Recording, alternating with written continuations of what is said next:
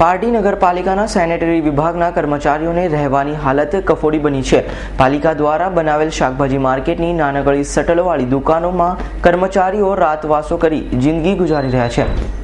પારડી નગરપાલિકાના સેનેટરી વિભાગ કર્મચારીઓ છેલ્લા 8 થી 10 વર્ષોથી પાલિકા દ્વારા બનાવવામાં આવેલ શાકભાજી માર્કેટની 6x6 ની નાનકડી શટરવાળી દુકાનમાં રાતવાસો કરીને જિંદગી ગુજારી રહ્યા છે। જે સમસ્યા બાબતે વારંવાર પારડી નગરપાલિકાની બોડીના પ્રમુખોને રજૂઆત કરવામાં આવી હતી, છતાંય આજે પણ કર્મચારીઓના રહેણાંક સ્થળ શાકભાજી માર્કેટમાં હાલ પાલિકાના 30 જેટલા પરિવારો અહીં વસવાટ કરતા હોય છે અને એક કાળકોટડી જેવા શટરવાળી રૂમોમાં રહીને ગુજરાન ચલાવે છે। અહીં શૌચાલય કરવા માટે પણ કોઈ પણ પ્રકારની સુવિધા ન હોવાનું તેઓ જણાવી રહ્યા છે અને મહિલાઓને જાહેરમાં બહાર શૌચાલય માટે જવું પડતું હોય છે। આવી અનેક સમસ્યાની રજૂઆત તેઓના છૂટકે મીડિયા સમક્ષ કરી હતી। દરેક પ્રમુખો તેઓને નવા રહેણાંક માટે આવાસો ફાળવી આપીશું તો ખોટા વચનો આપતા આવ્યા છે। જ્યારે હાલના પાલિકાના વર્તમાન પ્રમુખ શરદભાઈ દેસાઈએ 4-5 માસમાં રહેવા માટેની જમીન ફાળવણી આપીશું તેવી કર્મચારીઓ જણાવ્યું હતું અને તેઓના રહેણાંકો માટે અન્ય જગ્યાએ જગ્યા ફાળવણી આપવા બાબતે રજૂઆત કરી રહ્યા છે।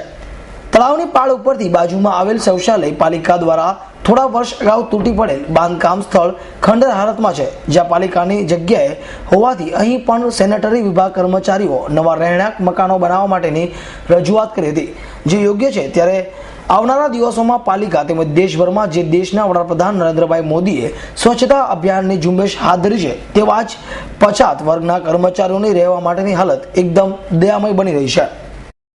ઘરમાં 8-9 જણા બરાબર ને પેલા ઘરમાં 4 જણા, આ લોકોના ઘરમાં 5 જણા, પેલી બાજુ 4 જણા, ટોટલ કેટલા થયા એ મને નહીં ખબર પડે સાહેબ। 25 જણા ખરા કેવી રીતે તમે રહે છો અત્યારે? અત્યારે અમારી હાલત જ ખરાબ છે।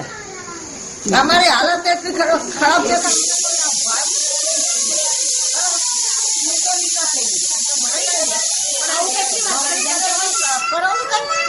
જે નથી નોકરી કરતા એને મને પૂછવાના જ મને આપો।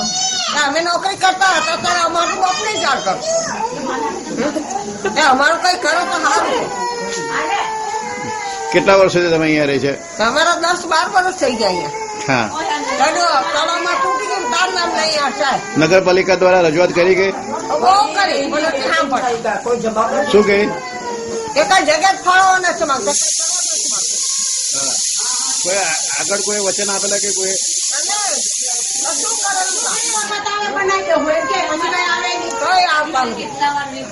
હવે તમે શું ઈચ્છે છે અત્યારે?